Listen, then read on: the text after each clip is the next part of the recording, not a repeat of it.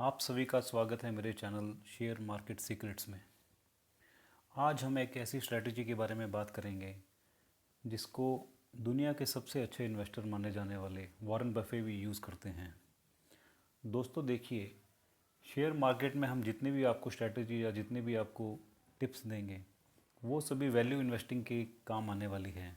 इसमें हम कोई भी आपको इंट्राडे के लिए कोई रिकमेंड नहीं करते। अभी हमारा वैल्यू इन्वेस्टिंग के ऊपर चल रहा है। वैल्यू इन्वेस्टिंग का मतलब होता है कि अच्छी कंपनी को आइडेंटिफाई करके उसके अंदर अपना पैसा लगा के उसको लॉन्ग टर्म के लिए होल्ड करें, ताकि उसकी जो वैल्यू है, जो उसकी वेल्थ है, वो अच्छे से क्रिएट हो और अपने उसमें अच्छा फ़ायदा ले सकें। किसी भी कंपनी को उठाने से पहले हमें उसका अच्छी तरह से फंडामेंटल एनालिसिस करना होता है। फंडामेंटल एनालिसिस का मतलब होता है कि उसका कंपनी का स्ट्रक्चर कैसा है, उसकी मैनेजमेंट कैसी है, उसके नंबर्स कैसे हैं, उसकी सेल्स कैसी है, और कंपनी का फ्यूचर क्या है, कंपनी के भविष्य में आने वाली क्या क्या उनकी प्लानिंग है। ये सब चीज़ों को देखते ही हम उसमें इन्वेस्ट करने का सोचते हैं। तो उसी सिलसिले में आज हम आपको बताने वाले हैं बुक वैल्यू के बारे में कि बुक वैल्यू क्या चीज़ होती है। तो चलिए पहले हम चल के देखते हैं बुक वैल्यू क्या चीज़ होती है।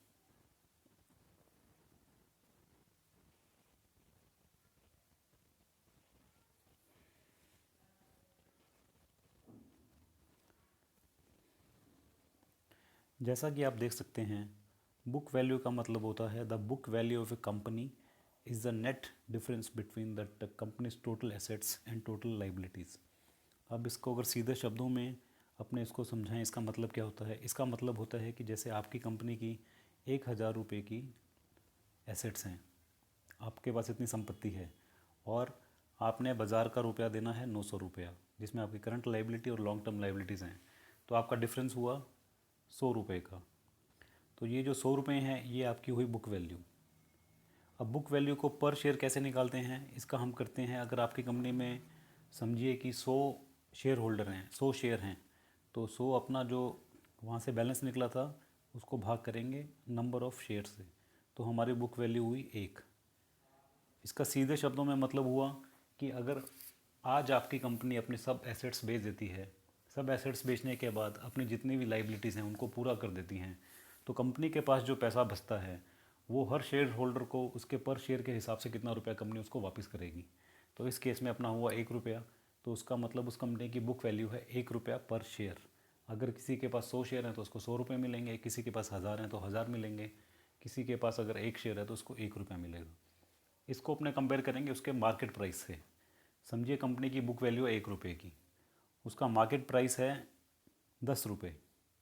तो इसका मतलब क्या हुआ कि वो अपने बुक वैल्यू से 10 गुना ज़्यादा टाइम पे मार्केट में शेयर अभी चल रहा है। तो जितना ज़्यादा ये नंबर बढ़ेगा, जितना उसकी करंट मार्केट वैल्यू उसकी बुक वैल्यू से बढ़ेगी, उतना ही हमारे लिए थोड़ा सा ये कंसर्न का मैटर हो सकता है। तो हमें हमेशा देखना है कि जो कंपनी अपनी बुक वैल्यू के बिल्कुल पास में जिस कंपनी का शेयर चल रहा है, तो अपने को उसी शेयर पे ही नज़र रखनी है। इसके साथ में हमें कंपनी के बाकी पैरामीटर्स भी देखने हैं कि उसका बाकी स्ट्रक्चर कैसा है, उसकी सेल्स कैसी है, उसके प्रॉफिट्स कैसे हैं, वो कंपनी किस इंडस्ट्री में ऑपरेट कर रही है, उस इंडस्ट्री के जो बाकी प्लेयर्स हैं उनके साथ उस कंपनी का कंपैरिजन कैसा है। तो आइए आपको आज मैं एक और कंपनी के बुक वैल्यू के बारे में बताता हूँ, जिसको समझने के बाद और देखने के बाद आपका थोड़ा सा कॉन्सेप्ट ये क्लियर हो जाएगा।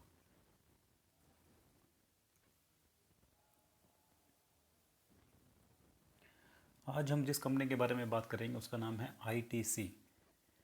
तो अपने उसके बारे में पहले थोड़ा सर्च कर लेते हैं, आईटीसी का मतलब क्या है। आईटीसी का आज का शेयर प्राइस चल रहा है 335 रुपये। जैसा कि आप देख रहे हैं इसमें, ये इस कंपनी का एक स्नैपशॉट है। Established in 1910, ITC is the largest cigarette manufacturer and seller in the country. ITC operate in 5 business segment: FMCG, hotels, paperboard, paper and packaging and agribusiness। तो इसको देख के आप आइडिया लगा सकते हो कि कंपनी किस किस एरिया में ऑपरेट कर रही है। अब हम इसकी बुक वैल्यू की तरफ चलते हैं। इसकी बुक वैल्यू है ये वाली 52 रुपीज़ पर शेयर। इस 52.9 का मतलब हुआ, अगर आज कंपनी अपनी जितनी भी एसेट्स हैं उन सबको बेच दे, अपनी जितनी भी उत्तरदायित्व लाइबिलिटी हैं उन सबको चुका दे, तो पीछे से एक शेयर के ऊपर 52 रुपये 90 पैसे का कंपनी भुगतान करेगी। अब इसको अपने कंपेयर करेंगे इसके मार्केट प्राइस से। इसका मार्केट प्राइस है 335 रुपये। तो 335 भाग 52, तो ये ऑलमोस्ट अपना आएगा 6 पॉइंट समथिंग, 6.4 आएगा शायद। तो इसका मतलब कंपनी की जो बुक वैल्यू 1 रुपये की है, आज उसका शेयर बाज़ार में उससे 6 गुना 6.5 गुना ज़्यादा ट्रेंड कर रहा है। बट इस नंबर से अपना अभी कुछ नहीं होगा, अपने को इस नंबर को इसके इंडस्ट्री में जो बाकी कंपनीज हैं उसके साथ अपने को कंपैरिजन करना पड़ेगा। जैसा कि हमने पिछले वीडियो में आपको बताया था कि पीई रेशियो को भी बाकी जगह से कंपेयर करते हैं, ये अकेला नंबर अपने लिए इतना इंपॉर्टेंट नहीं होता। तो चलिए उसको अपने बाकी इंडस्ट्री से कंपेयर करते हैं। ये देखिए,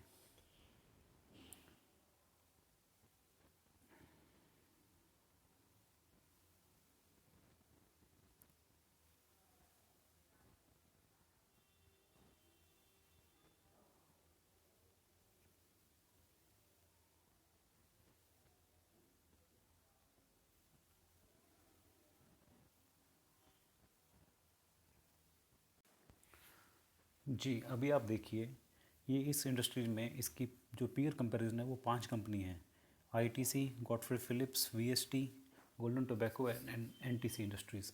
ये सब इनका ये मार्केट कैप है, हर कंपनी का अलग अलग मार्केट कैप है।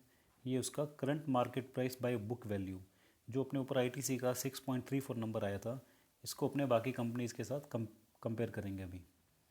ये देखिए, जैसे आईटीसी का है 6.34, गोडरे फिलिप का है 3.17, वीएसटी का है 4.84, एनटीसी का है 1.10। अब इसमें अगर अपने कंपेयर करेंगे मार्केट वैल्यू के हिसाब से, तो ये टॉप की 3 कंपनी है जिनकी मार्केट वैल्यू ऑलमोस्ट सेम है, मतलब एक ही रेंज में ये वेरी कर रही हैं। इन तीनों का अगर अपने देखेंगे कि बुक वैल्यू किसकी सबसे कम है, तो बुक वैल्यू सबसे कम है अपने गॉडरे फिलिप की। तो गॉडरे फिलिप का शेयर ऐसा है जो अपने इन तीनों शेयर में से अभी खाली इस रेशियो के ऊपर कंपेयर कर सकते हैं। एक अगर आप नीचे कंपनी देखेंगे जो कि है एनटीसी, एनटीसी की बुक करंट मार्केट प्राइस और बुक वैल्यू है 1.10, मतलब जितना उसका बुक में प्राइस है उतना ही उसका मार्केट में प्राइस चल रहा है 98 रुपीज़। तो अगर आज ये कंपनी लिक्विडेट होती है तो शेयर होल्डर को कोई नुकसान नहीं होगा। पर इसका जो अपने एक चीज़ देख, नहीं 98 इसका मार्केट कैप है, सॉरी। तो इसमें अगर अपने एक चीज़ देखें कि अपने को मार्केट कैप भी कंपेयर करना है इनका, तो अगर इन 3 कंपनी का आप मार्केट कैप देखेंगे और एनटीसी का देखेंगे, तो एनटीसी का मार्केट कैप सिर्फ 98 करोड़ है। तो मतलब ये बहुत ही छोटे लेवल पे ऑपरेट कर रही है।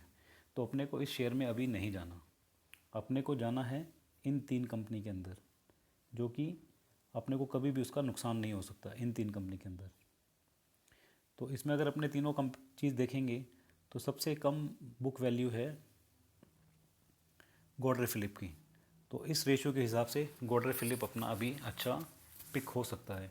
इसके साथ में अगर साथ में आप पीई देखेंगे तो पीई भी इसका आईटीसी से काफ़ी कम है। तो ये 2 रेशियो के ऊपर कंपनी अपनी सही निकलती है। पर ये 2 रेशियो इतने अकेले ज़रूरी नहीं होते, इसके साथ में बहुत चीज़ें देखनी होती हैं। कंपनी का ट्रैक रिकॉर्ड देखना होता है, उसका फ्यूचर प्लानिंग देखनी होती है। ये तो खाली एक आपको फ़िल्टर लगाने के हिसाब से मैं आपको बता रहा हूँ कि जैसे पीई रेशियो से आप कंपनी का प्राइस टू अर्निंग कैपेसिटी देख सकते हो, तो उसी तरह बुक वैल्यू से आप कंपनी का लिक्विड के कंडीशन में क्या आपको मिलेगा वो चीज़ आप देख सकते हो। वॉरेन बफे इस चीज़ को काफ़ी सीरियसली देखते हैं।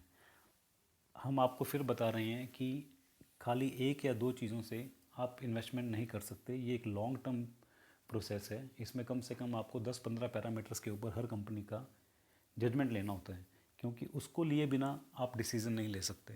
किसी कंपनी का आपको प्राइस टू बुक वैल्यू बहुत अच्छा आएगा बट उसके बाकी पैरामीटर्स में कंपनी वीक होगी, तो अपने को हमेशा वही कंपनी पिक करनी है जिसमें सब पैरामीटर में कंपनी अच्छे स्टैंड पे हो, उसके बाद ही अपने को उसमें डिसीज़न लेना है। तो ऐसे ही इसी सीरीज़ में हम आगे आपके साथ और भी रेशियो की बात करेंगे, और भी पैरामीटर्स की बात करेंगे, और आपको और भी हम अपनी नॉलेज शेयर करते रहेंगे।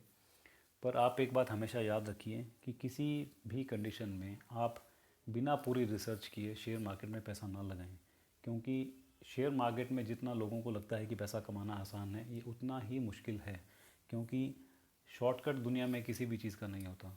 अगर आप अपने एंड पे रिसर्च करेंगे, जितने भी फंडामेंटल एनालिसिस के टूल्स अवेलेबल हैं, जितने रेशियो अवेलेबल हैं, जितना आप अपना खुद का हार्डवर्क करेंगे अच्छी कंपनी ढूंढने में, तो ही आपको उसमें कॉन्फिडेंस आएगा। किसी के बोलने पे, मेरे बोलने पे या किसी और के बोलने पे आप अपना पैसा कभी ना लगाएं। मैं आपकी हेल्प कर रहा हूँ कि आप कंपनी को कैसे पिक करें। अच्छी कंपनी को पिक करने के लिए जो पैरामीटर्स होते हैं वो आपको हमेशा खुद ही देखने हैं। वो पैरामीटर आप एक बार सीख जाएंगे तो उसके बाद आप खुद ही कंपनी के बारे में पूरा समझ रखना शुरू कर देंगे। ठीक है दोस्तों, इस वीडियो में भी इतना ही। आगे वाले वीडियोस में हम और फंडामेंटल एनालिसिस के बारे में, वैल्यू इन्वेस्टिंग के बारे में, जो भी उसके पैरामीटर्स होते हैं उनके बारे में आपके साथ डिस्कस करेंगे। एक बार फंडामेंटल एनालिसिस का जब हमारे कॉन्सेप्ट क्लियर हो जाएंगे तो उसके बाद हम टेक्निकल एनालिसिस में जाएंगे। टेक्निकल एनालिसिस हमेशा, जैसे अगर आपने एक शेयर फंडामेंटली स्ट्रॉन्ग है, आपने हर पैरामीटर पे उसको जज कर लिया और आपको लगा कि अच्छा शेयर है, पर उस शेयर में आपको एंट्री कब लेनी है, एग्ज़िट कब लेना है, उसमें आपको टारगेट क्या रखने हैं, वो सब आपको उसके टेक्निकल एनालिसिस की हेल्प से ही मालूम चलेगा। तो पहले हम अपना बेस स्ट्रॉन्ग करेंगे, फंडामेंटली कंपनी स्ट्रॉन्ग की पहचान करेंगे, उसके बाद हम उसमें धीरे धीरे टेक्निकल एनालिसिस के ऊपर जाएंगे जो कि थोड़ा सा टेक्निकल होता है। ठीक है दोस्तों, मिलते हैं अगले वीडियो में। आप वीडियो को इसी तरह देखते रहें, शेयर करते रहें, अपना प्यार देते रहें और हमारे चैनल को सब्सक्राइब करते रहें। जय हिंद।